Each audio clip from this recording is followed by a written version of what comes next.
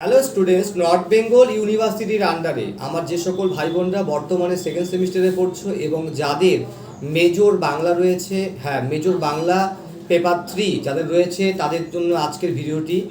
তোমরা প্রথম থেকে লাস্ট পর্যন্ত শুনবে এবং ভালো লাগলে অবশ্যই চ্যানেলটিকে সাবস্ক্রাইব করবে, বন্ধু বান্ধবদের ছড়িয়ে দিবে, গ্রুপে দেবে। তোমরা প্রত্যেকে জানো আমাদের ভালো কমন পড়ে এবং আমরা স্বল্প পরিসরের মাধ্যমে তোমাদের সাজেশন বা নোট আমরা প্রোভাইড করে থাকি। তো তোমাদের আমি আজকে প্রত্যেককে বলবো, যারা আমাদের এই নোটগুলো নিতে চাও তারা অবশ্যই আমাদের অফিসিয়াল নাম্বারে যোগাযোগ করতে পারো 9749941990 নাম্বার, অথবা 8670964226 এই নাম্বারে তোমরা যোগাযোগ করলে স্বল্প ফির বিনিময়ে তোমরা অবশ্যই তোমার নোট পাবে। তো যাই হোক, তোমাদের পরীক্ষার সময় মূলত হবে তোমাদের কিন্তু 12 নম্বরের প্রশ্ন আসবে, 6-এর প্রশ্ন আসবে, 3-এর প্রশ্ন আসবে এবং 2-এর প্রশ্ন আসবে। তো এর মধ্যে যেগুলো ইম্পর্টেন্ট যে প্রশ্নগুলো রয়েছে তোমাদের আমি বলছি, তোমরা চটপট খাতাতে তোমার প্রত্যেকে তোমার তুলে নাও এবং বন্ধু বান্ধবদের মতো শেয়ার করে দাও। বিষয়টি হচ্ছে, প্রথম যে 12 নম্বর যে প্রশ্ন আছে সেটা হচ্ছে 1 নাম্বার বা 3 নাম্বার পেপারটা আমি বলছি, পেপার 3, ঠিক আছে। 1 নাম্বার, রবীন্দ্র পরবর্তী যুগে যে কোনো একজন কবির কাব্য প্রতিভা সম্পর্কে আলোচনা করো। আমি আবার বলছি, রবীন্দ্র পরবর্তী যুগে যে কোনো একজন কবির কাব্য প্রতিভা সম্পর্কে আলোচনা করো। এক্ষেত্রে তোমরা বিহারীলাল চক্রবর্তী বা জীবনানন্দ দাশের সম্পর্কে তোমরা লিখতে পারো। ক্লিয়ার? 2 নাম্বার প্রশ্ন, 2 নম্বর প্রশ্নের মধ্যে রয়েছে উপন্যাসিক রবীন্দ্রনাথ ঠাকুর অথবা শরৎচন্দ্র চট্টোপাধ্যায়ের অবদান আলোচনা করো।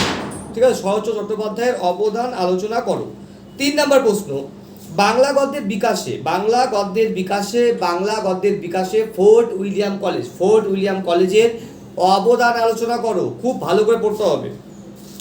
4 নম্বর, বিদ্রোহী কবি নজরুল ইসলাম অথবা সন্ধি যুগের কবি ঈশ্বর গুপ্তের কাব্য প্রতিভা সম্পর্কে আলোচনা করো। ঠিক আছে, কাব্য প্রতিভা সম্পর্কে আলোচনা করো। আর 5 নাম্বার হচ্ছে উপন্যাসিক রবীন্দ্রনাথ ঠাকুরের অবদান আলোচনা করো। উপন্যাসিক বঙ্কিমচন্দ্র চট্টোপাধ্যায়ের অবদান আলোচনা করো।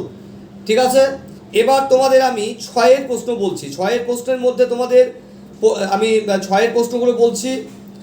সেটা হচ্ছে বাংলা গদ্যের বিকাশে ঈশ্বরচন্দ্র বিদ্যাসাগর অথবা রাজা রামমোহন রায়ের অবদান আলোচনা করো। ঠিক আছে। 2 নম্বর প্রশ্ন, নাট্যকার মধুসূদন দত্ত অথবা দীনবন্ধু মিত্রের অবদান আলোচনা করো। ঠিক আছে। 3 নম্বর প্রশ্ন, পৌরাণিক এবং ঐতিহাসিক নাট্যকার হিসাবে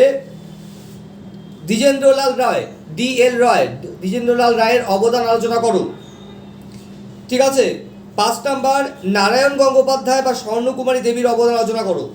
ঠিক আছে, ছোট গল্পকার নারায়ণ গঙ্গোপাধ্যায় বা স্বর্ণকুমারী দেবীর অবদান আলোচনা করে। খুব ভালো করে পড়তে হবে। 3-এর প্রশ্ন তোমাদের আমি বলছি না, যারা পেমেন্ট করবে, যারা আমার থেকে নোট দিতে চাও তারা অবশ্যই 3-এর পেয়ে যাবে।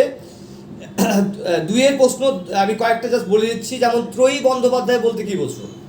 ত্রয়ী বন্দ্যোপাধ্যায় বা বিদ্যাসাগরের কয়েকটি অনুবাদকমূলক গদ্যের নাম লিখো। ঠিক আছে। মাইকেল মধুসূদন দত্তের 2টি প্রহসনধর্মী নাটকের নাম লেখো প্রকাশকাল সহ। অথবা দীনবন্ধু মিত্রের প্রহসনধর্মী নাটকের নাম কি, সেই নাটকের প্রধান চরিত্রের নাম কি বা প্রকাশকাল।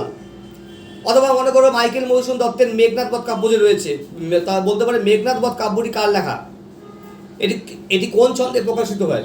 এটা হতে পারে। আর একটা হতে পারে চোখের বালি উপন্যাস কার লেখা, এটা কী ধরনের উপন্যাস। এই টাইপের প্রশ্নগুলো হতে পারে। অথবা তোমাদের কিছু টাইপের প্রশ্ন হতে পারে, হয়তো উল্লেখ করে দিতে পারে নিচের উপন্যাস বা গল্পগুলি বা ছোট বিষয় মানে কবিতাগুলি কার রচনা। ঠিক আছে, এইভাবে আসতে পারে, যেমন রাজশ্রী, চোখের বালি, পদ্মা নদীর মাঝি, হাসুলিবাগের উপকথা, শাহজাহান, কৃষ্ণকান্তের উইল, আনন্দমঠ, সাধের আসন।